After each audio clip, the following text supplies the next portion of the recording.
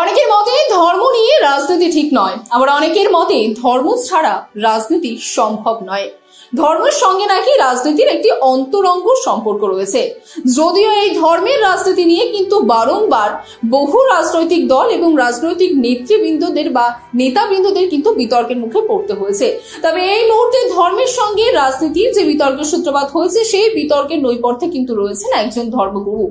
ঘটনাচক্রে আপনাদের জানিয়ে দিই, রিলায়েন্সের কর্ণধার মুকেশ আম্বানির ছোট ছেলে অনন্ত আম্বানির বিয়েতে উপস্থিত ছিলেন মূলত যোশী মঠ এবং তার পাশাপাশি দ্বারকা পীঠের শঙ্করাচার্য, এবং তার সেই উপস্থিতি নিয়ে কিন্তু ইতিমধ্যে বিতর্ক শুরু হয়েছে।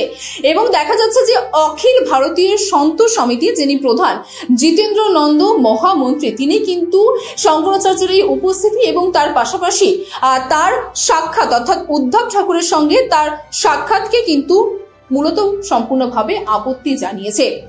আপনাদের জানিয়ে রাখি যে মুকেশ আম্বানির ছোট ছেলের বিয়েতে উপস্থিত হয়েছিলেন শঙ্করাচার্য, এবং সেই উপস্থিতিকে কেন্দ্র করে কিন্তু জিতেন্দ্র নন্দ মহামন্ত্রী তিনি জানিয়েছেন যে সন্ন্যাসীরা কখনো নাকি কোনো বিয়েতে উপস্থিত হন না, বা তারা কিন্তু একদম কোনো বিয়েতে অংশগ্রহণ করেন না। কিন্তু সেক্ষেত্রে দেখা যাচ্ছে যে শঙ্করাচার্য তিনি কিন্তু এই বিয়েতে উপস্থিত রয়েছেন।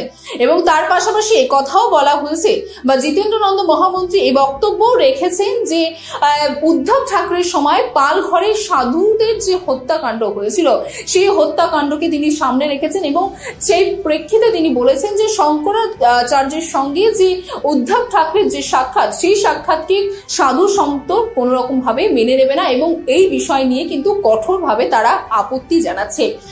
যদিও শঙ্করাচার্যের তরফ থেকে তিনি জানিয়েছেন বা তিনি বক্তব্য রেখেছেন, তিনি শঙ্করাচার্য তিনি প্রধানমন্ত্রী নরেন্দ্র মোদীকে সমর্থন করেন, এবং তার পাশাপাশি তিনি বলেন যে তিনি সবসময় প্রধানমন্ত্রীর শুভাকাঙ্ক্ষী, তিনি সবসময় তার শুভ কামনা করে। তবে তার পাশাপাশি যদি কোনো ভুল কেউ করে, তবে সেই ভুলকে কিন্তু তিনি দেখাতে বা সেই ভুল নিয়ে সমালোচনা করতে তিনি কিন্তু পিছনে বাড়াবেন না বা পিছন দিকে পিছিয়ে যাবেন না। তার পাশাপাশি তিনি বলেছেন যে ভুল হলে সেটি তিনি চোখে আঙুল দিয়ে দেখিয়ে দেবেন। অর্থাৎ বলতে পারেন যে একদিক থেকে তিনি রাজনীতি নিয়ে তিনি যে মন্তব্য করেছেন যে উদ্ধব ঠাকরেকে তিনি মহারাষ্ট্রের মুখ্যমন্ত্রী হিসেবে দেখতে চান, সে বিষয় নিয়ে তিনি যে পিছন দিকে পা নিয়ে যাবেন না, সে বিষয়ে কিন্তু একতরফা কিন্তু তিনি জানিয়ে দিলেন, বা তার সেই বিষয়ে তিনি তার বক্তব্য কিন্তু রেখে দিয়েছেন।